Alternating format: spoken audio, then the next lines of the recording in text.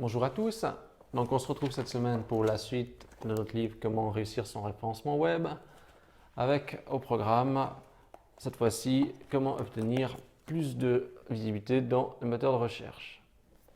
En même temps, c'est un peu le but du livre, faut dire.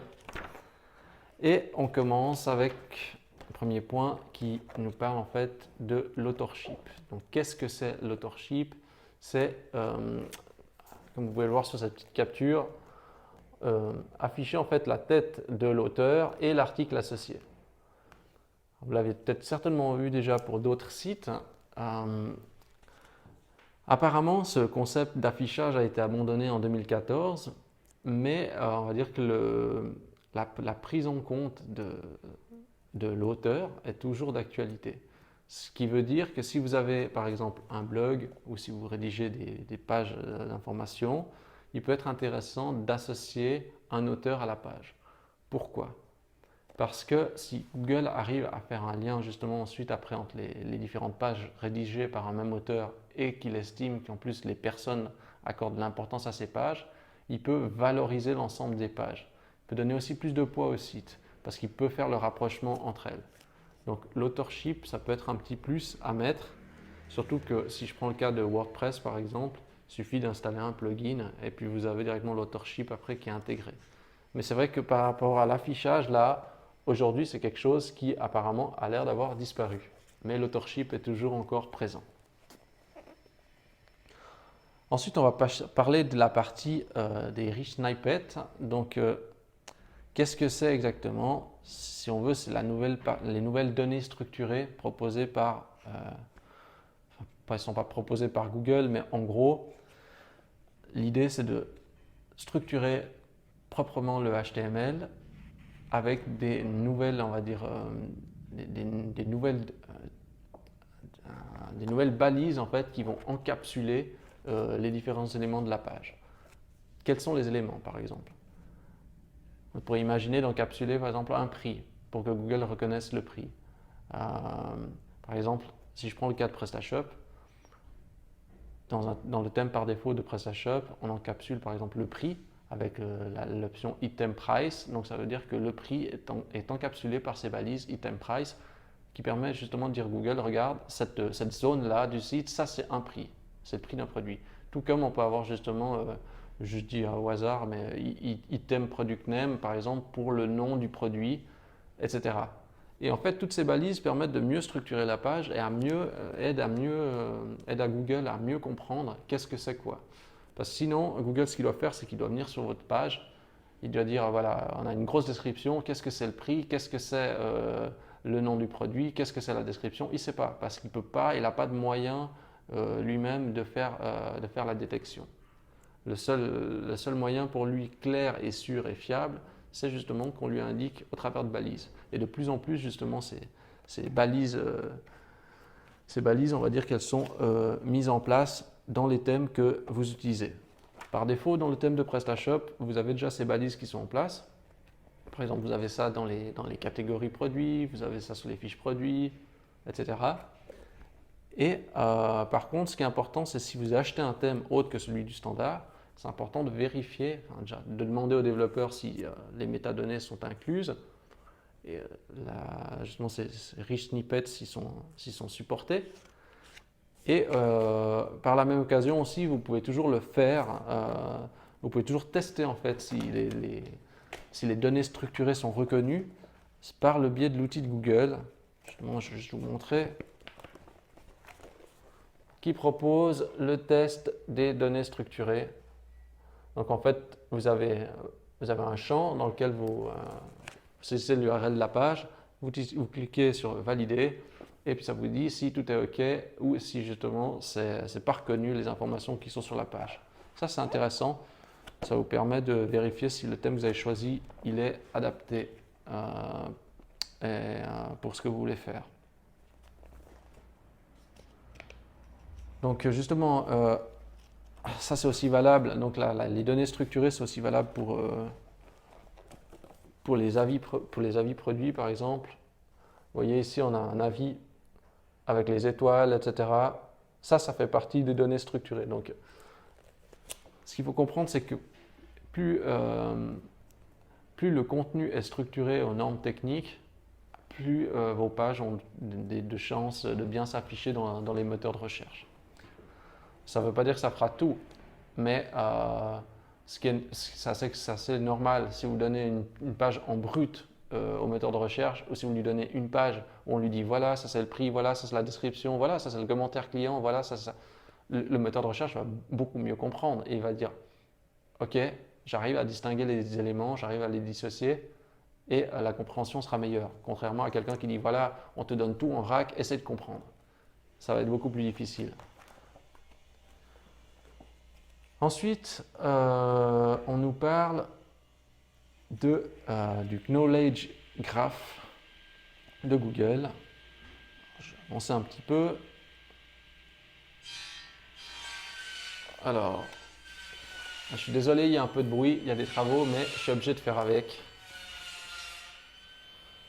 Donc, le Knowledge Graph, c'est ici. Vous avez en fait des informations qui apparaissent sur la droite du moteur de recherche quand vous faites une requête.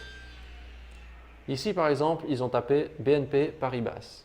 Et vous voyez qu'il y a une information qui s'affiche ici de manière générale à titre informatif.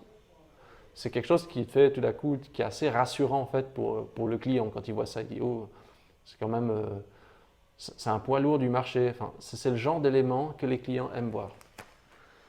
Typiquement ici, d'où vient cette zone-ci? Cette zone-ci vient de Wikipédia. Donc, il peut y avoir un intérêt aussi, par exemple, à créer un contenu sur Wikipédia ou une page associée à votre entreprise ou pour parler de vous, de votre activité. Le but, ce n'est pas de faire du marketing sur Wikipédia, mais d'insérer une présence sur Wikipédia. Ça peut justement permettre d'avoir un plus dans sa visibilité.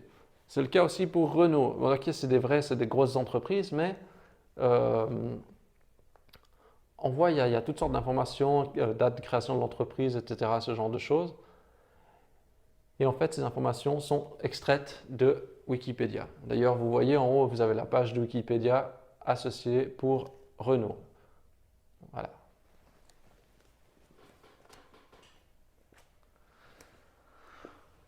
Vous avez aussi des informations liées à Google+, qui peuvent être extraites. Donc, même si le média, on va dire Google+, n'est pas forcément des plus utilisés ou plutôt utilisé par la communauté geek, hein, si on peut dire ça comme ça, il peut y avoir un intérêt justement à avoir des pages Google+, parce que Google pourrait extraire aussi l'information de votre profil Google+, et l'afficher dans la recherche, toujours dans Google Knowledge, donc dans la partie de droite du moteur. Ensuite, on nous parle aussi de développer justement sa visibilité, on va dire de manière locale. Donc, vous pouvez toujours vous inscrire votre établissement, si vous en avez un par exemple, ou un service, via, alors là, je ne sais pas si on arrive à bien voir, non, via Google+ local, de manière à ce que justement, quand quelqu'un vous cherche, eh bien, il puisse avoir ce type de recherche qui puisse s'afficher, enfin, ce type de recherche. Il puisse avoir ce type d'information qui va s'afficher. Donc là, on voit par exemple, on a une notation, on a des horaires d'ouverture, on a même des photos de l'emplacement. Donc ça, c'est toujours des plus quand la personne recherche. Parce que quand vous faites une requête dans Google, dans certaines fois, vous avez juste des résultats texte. Et puis dans d'autres cas, vous avez tout d'un coup justement une image d'établissement, ce genre de choses. Et ça, c'est un vrai plus pour la personne qui fait une recherche. Donc, si vous n'avez pas inscrit votre entreprise dans Google+ local, essayez de le faire. Pensez aussi à le faire dans Google My Business ou Google Adresse, je ne sais plus lequel c'est, pour justement améliorer vos chances d'être visible.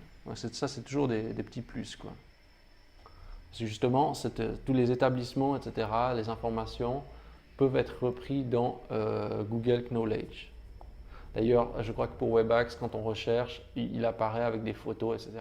Et tout ça est issu, là je crois que c'est Google My Business qui doit transmettre les informations, il me semble de tête. Mais ça, c'est parce que j'ai saisi sur la carte, j'ai mis mon entreprise, etc. Donc, je vous invite à le faire si vous ne l'avez pas encore fait. Ensuite, on nous parle je sais pas comment on dit ça, le site links de Google. Donc, je vais vous montrer ça tout de suite. Voyons. Alors,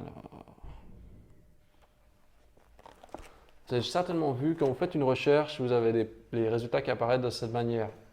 Donc, ça veut dire par plusieurs. Vous avez toujours le nom principal en haut. Par exemple, vous recherchez un site en particulier. Puis après, vous avez le site qui est découpé en plusieurs rubriques. Par exemple, là, on recherche sous librairie Erol. Après, on a différentes rubriques de la librairie qui sont découpées en dessous. Donc, comment ça marche ce système de liens? Parce que des fois, il y a des clients qui me disent: ah oui, j'aimerais bien qu'il y ait le nom de mon site, puis ensuite telle ou telle rubrique, etc. Donc, de manière à pouvoir influencer l'affichage. Donc, en fait, la première chose à savoir, c'est déjà au niveau de la structure, pour obtenir un lien principal en haut avec des sous-liens en dessous, il faut déjà être premier dans la recherche. Sinon, vous n'avez pas cette possibilité de structure. Donc, si vous êtes deuxième, vous ne pouvez pas avoir ça. C'est uniquement le premier résultat qui a cet affichage. Ensuite, vous ne pouvez pas vraiment influencer en fait cet affichage. Donc, ça veut dire que Google va évaluer selon la pertinence des liens les plus forts, on va dire au niveau des points d'entrée, et c'est lui-même qui va structurer ces deux colonnes en fait. Donc là, c'est lui qui va les structurer automatiquement. Donc vous pouvez pas les influencer. La structure, bien sûr, du site peut influencer cet affichage dans le sens où si vous mettez des liens très visibles et très accessibles en en-tête, il y a des chances que ce soit ces liens-là qui soient pris. Maintenant, si par exemple vous me dites: ok, j'aimerais que construction, ça soit avant lui, ou bien j'aimerais mettre un autre lien avant, par exemple, ça sera pas envisageable puisque ce comportement est automatique. Donc là, on a vu notre chapitre. Donc rien d'exceptionnel, toujours dans la continuité. C'est toujours des petits trucs à prendre. J'aurais pu effectuer encore un deuxième chapitre en même temps, mais je me suis dit qu'on allait aborder peut-être juste un à la fois, sinon ça risque de faire un petit peu beaucoup. Je vous remercie d'avoir regardé cette vidéo et je vous dis à la semaine prochaine.